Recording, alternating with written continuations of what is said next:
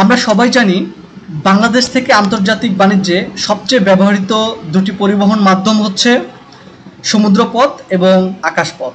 সমুদ্রপথের মাধ্যমে শিপমেন্টের transport document হচ্ছে বিল of লেডিং এবং আকাশপথের মাধ্যমে শিপমেন্টের ট্রান্সপোর্ট ডকুমেন্ট হচ্ছে এয়ারওয়ে বিল।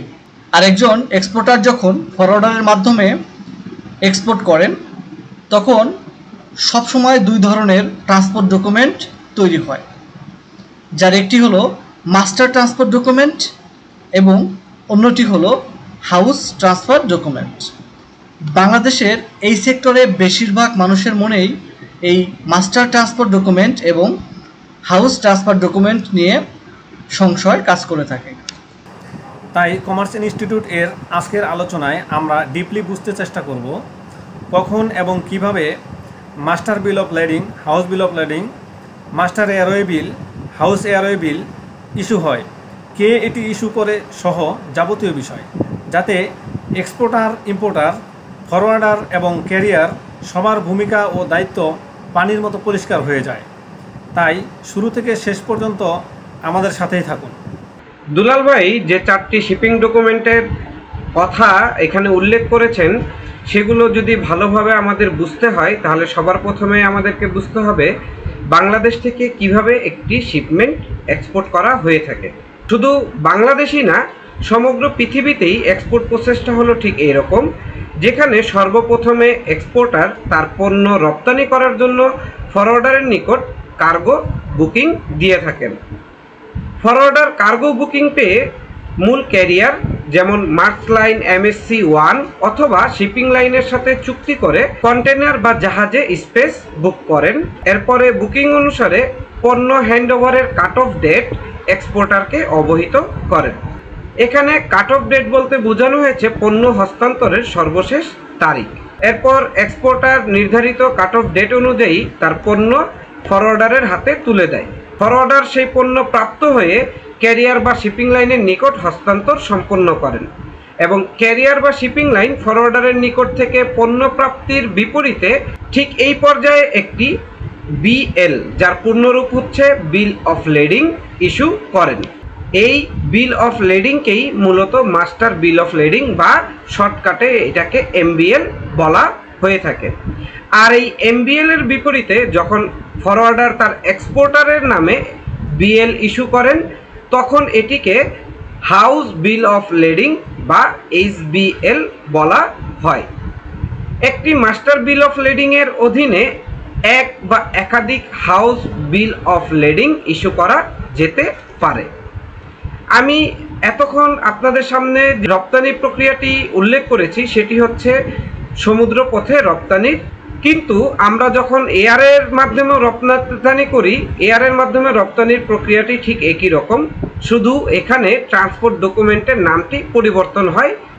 এই এক্সপোর্ট প্রক্রিয়াটাই যদি এয়ারে সম্পন্ন হতো তখন ক্যারিয়ার বা শিপিং লাইনের পরিবর্তে এয়ারলাইন ফরওয়ার্ডারের নামে মাস্টার এয়ারওয়ে বিল ইস্যু করে এবং ফরওয়ার্ডার এই মাস্টার এয়ারওয়ে বিলের বিপরীতে তাদের এক্সপোর্টারদের জন্য হাউস এয়ারওয়ে বিল ইস্যু করে। পরবর্তীতে ইম্পোর্টার তার পণ্য রিলিজ করার সময় সাধারণত হাউস বিল অফ লেডিং বা হাউস এয়ারওয়ে বিল ব্যবহার করে পণ্য খালাস করে থাকেন, কিন্তু কাস্টমস এবং ক্যারিয়ারের কাছে মূল রেফারেন্স হলো সবসময় মাস্টার বিল অফ লেডিং বা মাস্টার এয়ারওয়ে বিল। আশা করছি আমরা সকলেই মাস্টার এয়ারওয়ে বিল বা মাস্টার বিল অফ লেডিং এবং হাউস এয়ারওয়ে বিল বা হাউস বিল অফ লেডিং এর ব্যাপারে ভালোভাবে বুঝতে পেরেছি। আজকের আলোচনাটি যদি গুছিয়ে বলা হয় তাহলে বিষয়টি দাঁড়ায় সমুদ্রপথে এক্সপোর্ট ইম্পোর্টের ট্রান্সপোর্ট ডকুমেন্ট হচ্ছে মাস্টার বিল অফ লেডিং এবং হাউস বিল অফ লেডিং, আর আকাশপথে এক্সপোর্ট ইম্পোর্টের ট্রান্সপোর্ট ডকুমেন্ট হচ্ছে মাস্টার এয়ারওয়ে বিল এবং হাউস এয়ারওয়ে বিল।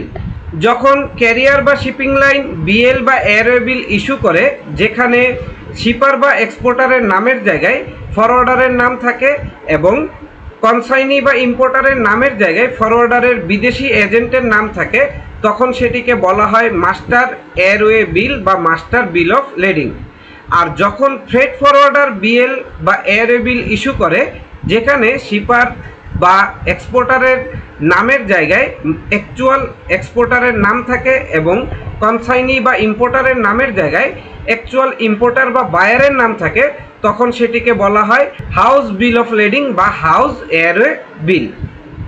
অর্থাৎ এ থেকে বোঝা গেল প্রথমে এমবিএল অর্থাৎ মাস্টার বিএল বা মাস্টার এরো বিএল তৈরি হয়, তারপর ফরওয়ার্ডার সেই মাস্টার ডকুমেন্টের ভিত্তিতে এক্সপোর্টারকে হাউস বিএল বা হাউস এরো বিএল ইস্যু করে থাকে। আশা করছি আজকের আলোচনা সকলের অনেক উপকারে আসবে। ধৈর্য সহকারে ভিডিও দেখার জন্য জানাই আপনাদের সকলকে আন্তরিক ধন্যবাদ। ইনশাল্লাহ আমরা ভবিষ্যতেও কমার্শিয়ালের উপর এরকম বাস্তবমুখী আলোচনা নিয়ে আবারও আপনাদের সামনে উপস্থিত হব। তাই পরবর্তী ভিডিও দেখার আমন্ত্রণ জানিয়ে আজ এখানেই শেষ করছি। সে পর্যন্ত সবাই সুস্থ থাকুন, ভালো থাকুন, শিখতে থাকুন আর আমাদের সাথেই থাকুন। আল্লাহ হাফেজ।